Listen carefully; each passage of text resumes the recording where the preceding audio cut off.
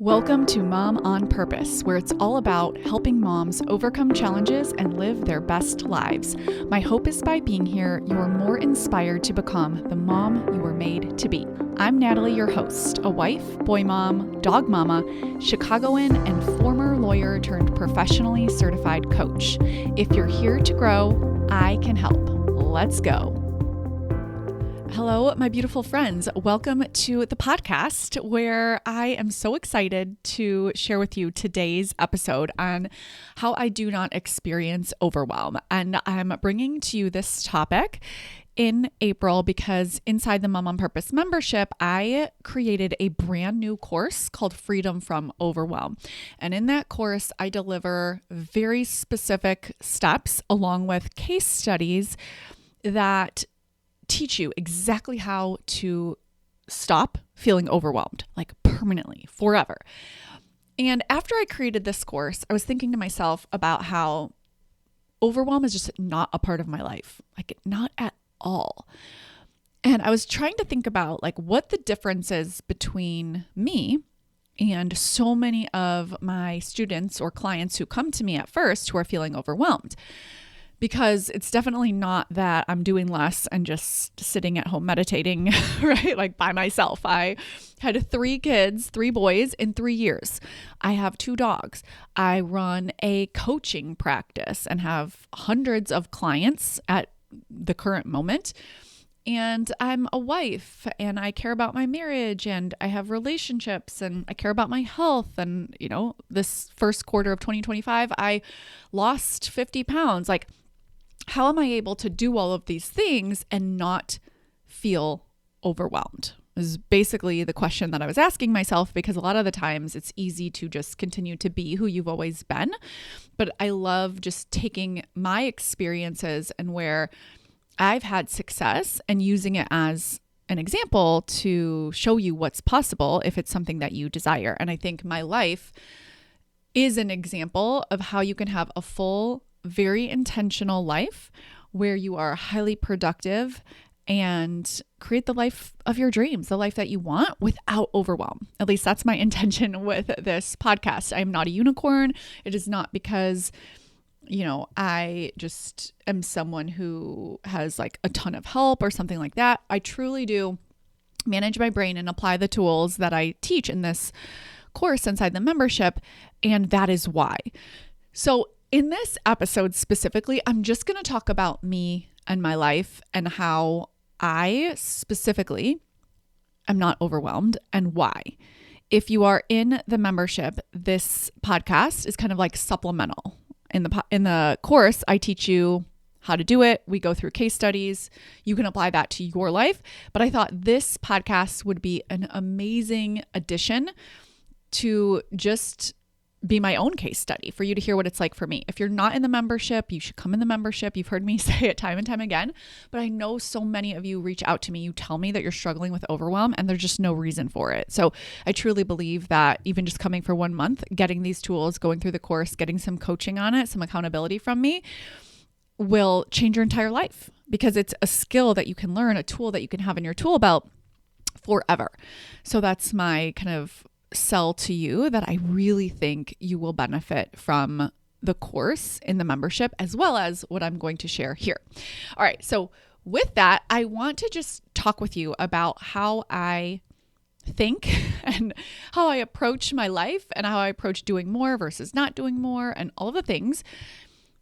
And I do that without getting overwhelmed. So having 3 kids in 3 years, you know, being my house manager, being the chief culture officer, the chief family officer, that's what one of my clients called it, of my home, being a wife, having a home, running my business, all of these things sound overwhelming when I just say all of the facts.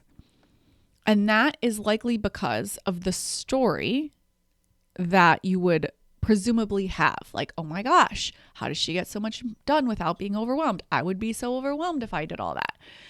But the thoughts that lead to overwhelm are just thoughts. And I really want you to sit with that. Overwhelm is a feeling. and it's created by your thoughts. Overwhelm is not the same thing as overstimulation. Overwhelm is not the same thing as frustration. Overwhelm is not the same thing as any other emotion. So first and foremost, you got to get clear on what overwhelm is. And it's really a way for you to feel sorry for yourself and get into self-pity and kind of have the victim mentality when you look at all of your to-dos. And it can create, procrastination and a lot of unhelpful results, behaviors from that emotion that lead to results. And for me, I just do not let myself indulge in overwhelm. I don't think that the emotion is helpful. There are tons of emotions that are helpful. Sadness, for example. If something happens to one of my dogs, that's the example I often use, I want to feel sad. When I look at my calendar, when I look at my to-dos, when I look at my life, I do not want to feel overwhelmed, right? It's not useful. So I take my job as mom and coach and leader, like leader of my life, really, leader of my family, but with my husband, but leader of my life. I take it so seriously. I think it's really important that I show up with a good attitude. I think it's really important that I am feeling happy and joyful most of the time, right? I want to be on that like higher vibration state where I'm enjoying my life. So I take it upon myself to hold myself to high standards.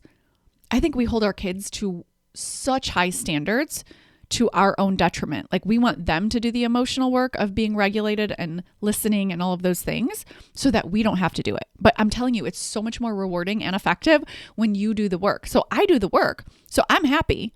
I'm feeling great. I'm feeling connected most of the time, even when my kids are, doing what kids do when they're really little, having meltdowns, not sharing, fighting, all the things. And I don't get overwhelmed by it. I really pause in my own life and I just ask myself what's really going on. If I even have a sense that overwhelm could be creeping in, I just pause and I ask myself, okay, overwhelm is too vague. I decidedly don't identify as someone who has overwhelm. It's just not a part of my identity. I refuse to indulge in it. I refuse to make it a part of my life. I refuse to say I'm an overwhelmed mom. I just will not let it in my life. So if there's this sense where my default brain is starting to get a little bit jittery, oh my gosh, there's a lot to do, I just slow it down and I ask myself, okay, what's really going on here? And I get really specific. And I have to tell you, probably the last 7 out of 10 times that I've asked myself that question, it's, oh, I'm tired. Now, when I tell myself, oh, I'm tired, that feels so much more certain. It feels so much more doable. It feels so clear. For me, at least, when I experience overwhelm or if I think the thought, oh my gosh, I have so much to do, I'm so overwhelmed, it feels very big and vague and out of my control. But if I say, hey, what's really going on here? And it's, oh, nothing has gone wrong. I'm just actually tired. It's oh, okay, well, that's fine. I'll sleep again. Not a big deal.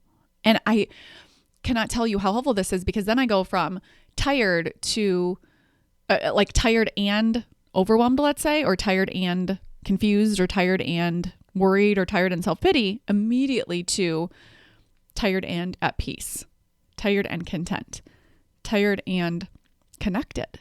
I've done so much mindset work on tired, and this, isn't an episode about being tired, but I do think that what really helps me is getting really specific. When I coach myself and I coach myself very generally and vaguely, I get a general or vague solution. And so I just avoid overwhelm as a diagnosis for myself altogether. I just refuse to have it be a part of my life. I also have some skills that I think help so that it doesn't even come up. First and foremost, I plan. And just a little side note, my friends, I have never received so much unsolicited feedback about a course in my entire life than I did from the course last month on time management. It's called Better Time Management. I don't care if you have adult children, if you have little ones, if you are planning your family, if you are single, consistently dozens and dozens of members out of the hundreds in there have reached out to me, whether through sharing a win, which we can do in the membership, or through, coaching when I'm coaching them live, or comments or DMs or emails, and told me this course has changed their life. This course provided so much clarity and peace, and the freedom that came with it was just something that they did not expect. So I think because I do that really well, I set my circumstances up for success. Now, that doesn't mean that my circumstances are perfect. I'm a human being. Of course, there's a lot going on. Things unexpectedly happen. My kids get sick. Things get canceled, all the things, right? But most of the time, a majority of the time, I'm following my plan. So that's really, really helpful. I also don't allow myself to get into overwhelm when things don't go to plan. So, if kids get sick, something happens unexpectedly, I manage my mind immediately. I say, okay, how do I want to solve this problem? How do I want to problem solve here? What decisions do I need to make?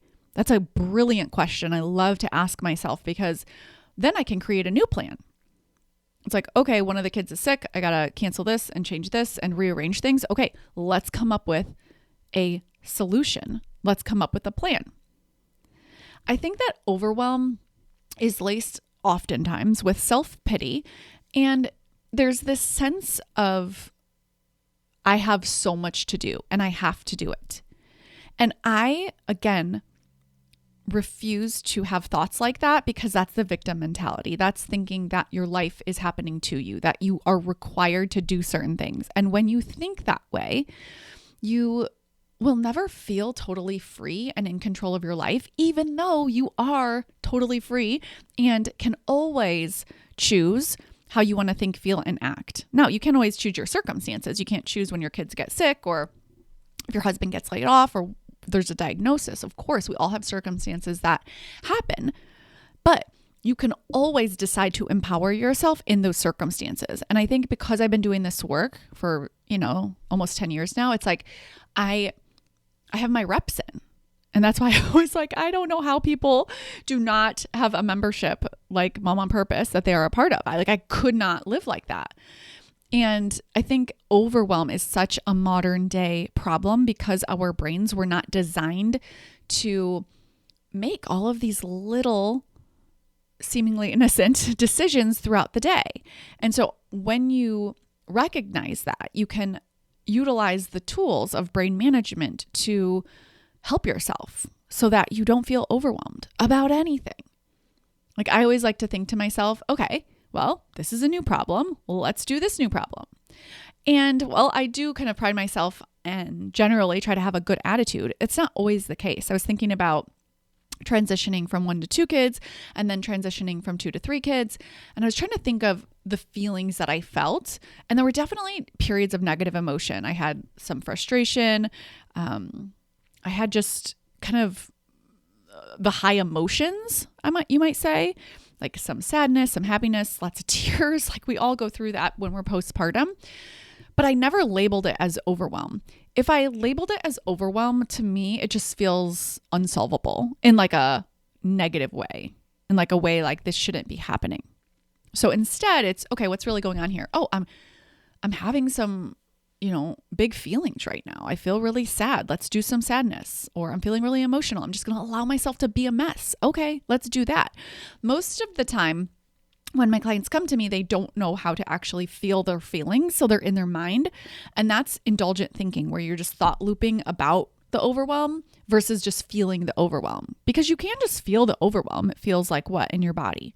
Where do you feel it? What does it kind of feel like to you? What characteristics would you give it? And for sure, that's what I would go to if I felt overwhelmed. But again, I just don't. It's just not a part of my life. And I think because I refuse to allow it to be a part of my life, I refuse to be disempowered by my life, I refuse to indulge in the victim mentality, it is gone before it's even present. Now, if you've been around for a while, I used to be the queen of self-pity. I talk about that. And I think that if I wasn't doing this work consistently, I for sure would be overwhelmed. In fact, if I wrote down right now all of the things I'm responsible for and all of the things that I'm doing in my life and the goals that I have, and then I read it, I would probably feel overwhelmed. So I don't do that. You just don't have to think about that stuff. It's not like I'm abandoning my responsibilities. I have them all planned out on my calendar. But I'm not going to sit there and think about every little thing I have to do. That's a terrible use of my brain power. I want to think about things that make me happy and little delights and like these moments I'm having with my kids, or, every time a client has a breakthrough. Like, I really take it as my responsibility to show up and feel good. And I think it's a beautiful gift we can give to ourselves and to everyone in our lives. I also constrain.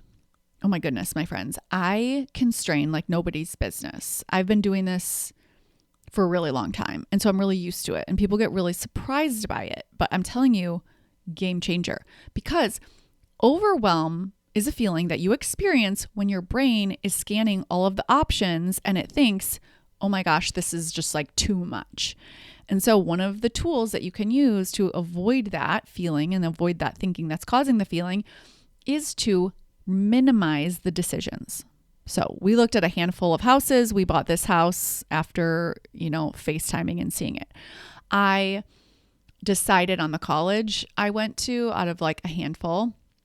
I recently am enrolling one of my sons in preschool. They have like, what do they have? They have like, what are they called? Fairs, preschool fairs, like all the time in my community. I live in the suburbs of Chicago. It's a really big place for, education. Like, education's really big here, and people get really stressed about it so easily. And I just refuse. I refuse to indulge in it. I refuse to get overwhelmed. I asked my husband, which preschool do you want to send our son to?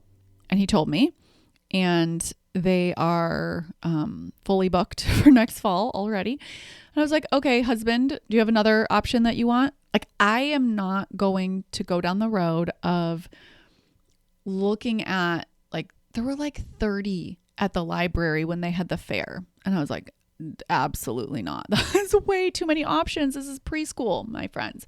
So I think that most people look at all of the options because they think that there's a right option. And if they decide the wrong option, then they're going to beat themselves up for that and think they like ruined their kids. Well, I've done so much work on myself and on my kids and on how I want to show up in the decisions that I want to make that I constrain my options very deliberately.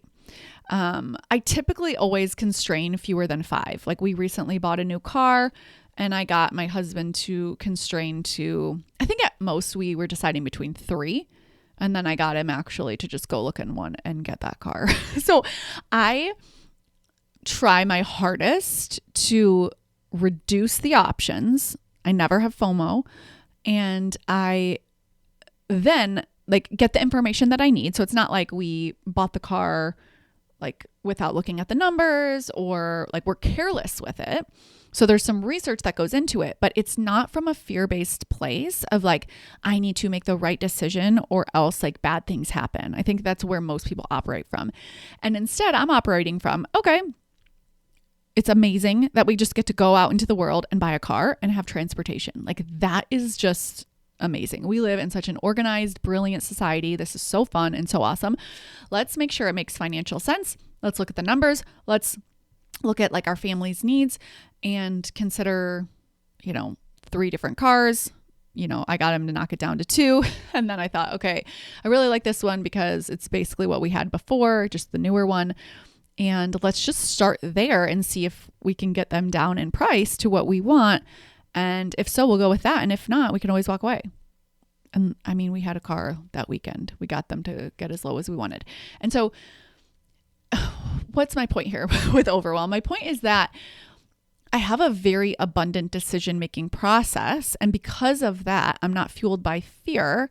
And because of that, I don't have the false belief that I need to consider all of the options.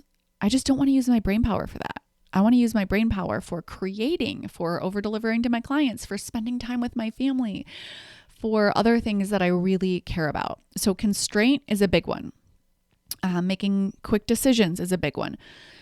Focus is a big one for me. And I think it really changes everything because, as I mentioned, if I really wrote down everything that I'm doing or want to do or have planned to do, and I just looked at that list, I really do think I would get into overwhelm. And I think this is what most people do. They are not managing their brain. So their primitive brain is just looking at all of the things haphazardly and feeling overwhelmed. And I just don't do that. Like if my brain starts to go to like, well, what about this? And what about this? And how are you going to do this? And what about, I'm just like, no, brain, we're not doing that. What do I need to focus on right now to move forward, whether it's a goal or whether it's with the day? And this does take like brain management, I think is what I want to say. It takes talking back to my brain. I have conversations with my brain. I tell my brain, no, brain, we're not going down that path. It's irrelevant. I've planned it all out. It's totally fine. And then if there's a problem and it's not fine, it's like, okay, now there's a new problem. Let's solve this new problem. I don't ever go back and say, see, brain, if you would have thought this out and dwelled on it for 3 days straight, and then you would have figured this out and then this wouldn't have happened. I never do that. I tell myself, we're going to spend however much time figuring this out that we want to spend on it. And then whatever happens, happens.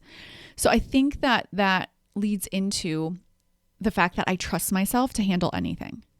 It truly is self-confidence. It's not confidence in like an ability to do something. It's self-confidence, which means self-trust. It's I believe in myself to handle anything.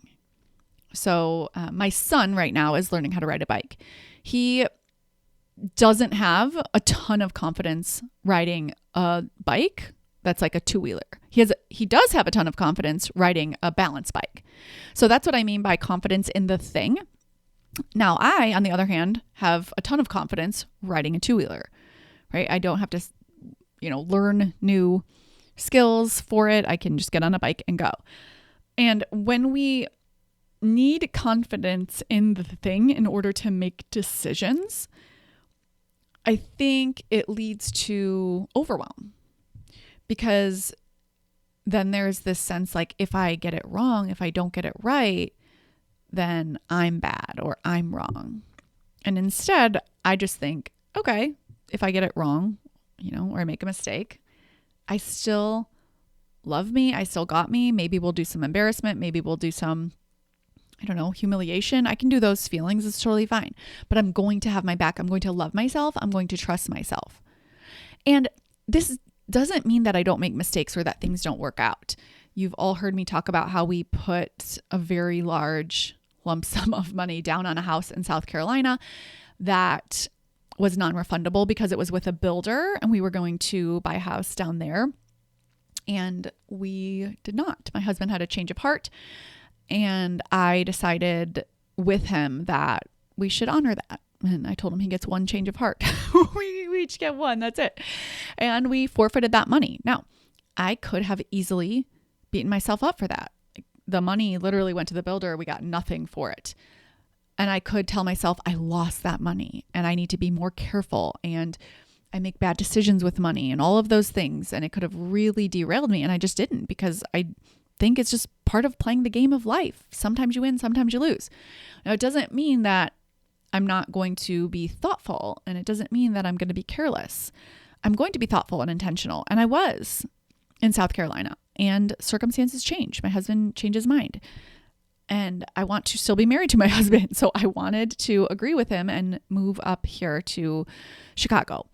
So I just want to tie this back to overwhelm, in the sense that I manage my brain. I have thoughts that focus on the now and the present and having my own back and making decisions and constraint and planning and allowing myself to feel other negative emotions that I find to be helpful, but really focusing my brain on what is important.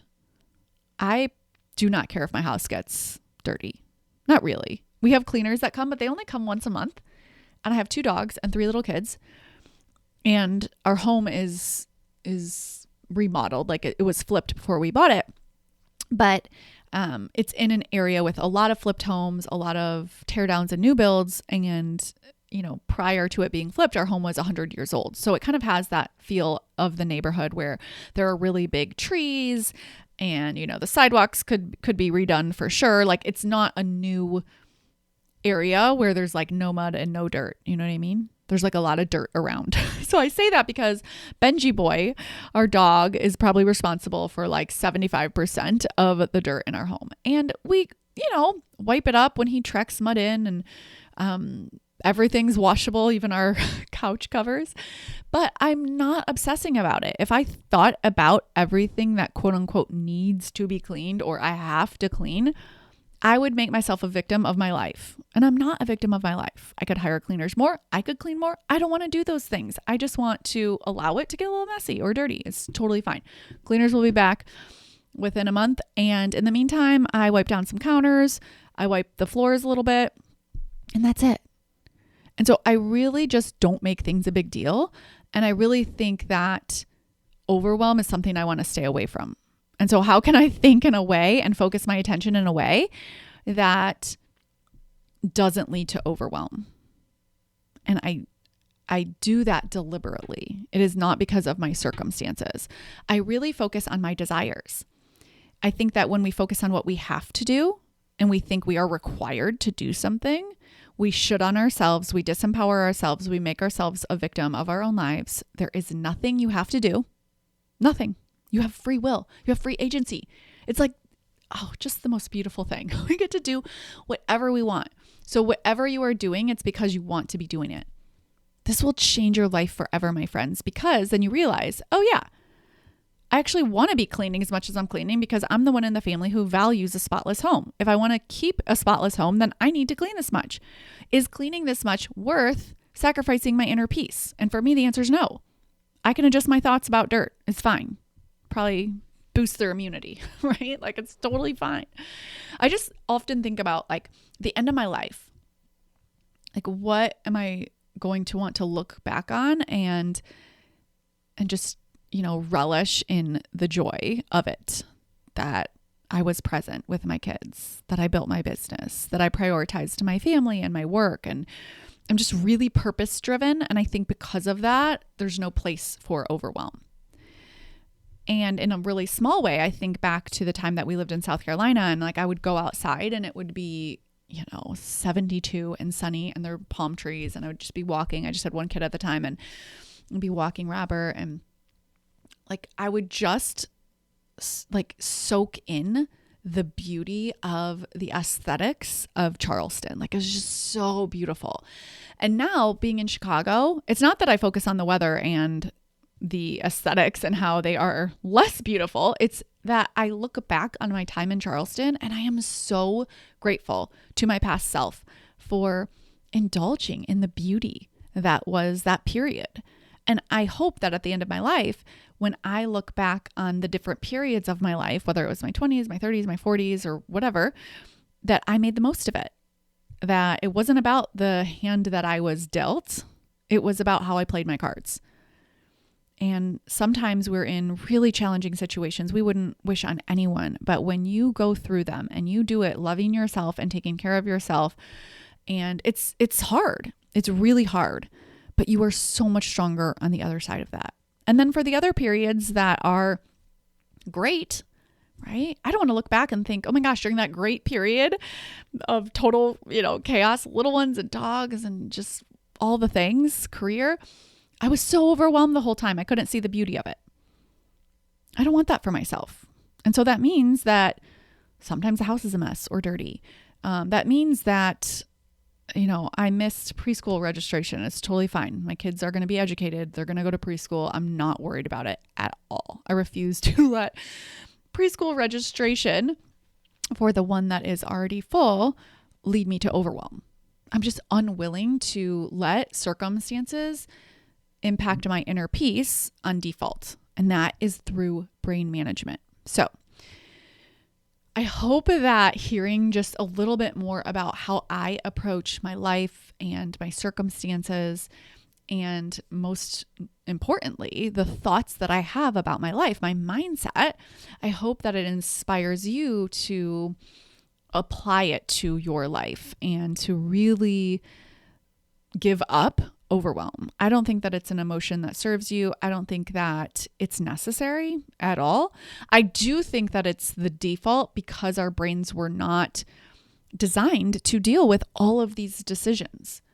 And so through brain management, through utilizing these tools of constraint, of decision making, of focus, of kind of having clear purpose and priorities and self-confidence, I do think that we can get to a place where we're living in a world with all of these decisions and so many things to do, and we are not overwhelmed.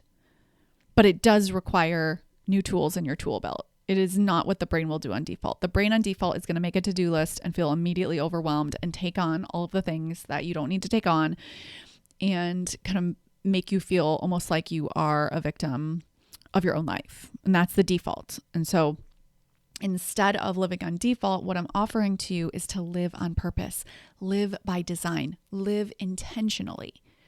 And anyone can do this. I like to think of a tool belt, and it's just putting new tools in that tool belt. You also need to practice using the tools. So it's not enough for me to give you a hammer.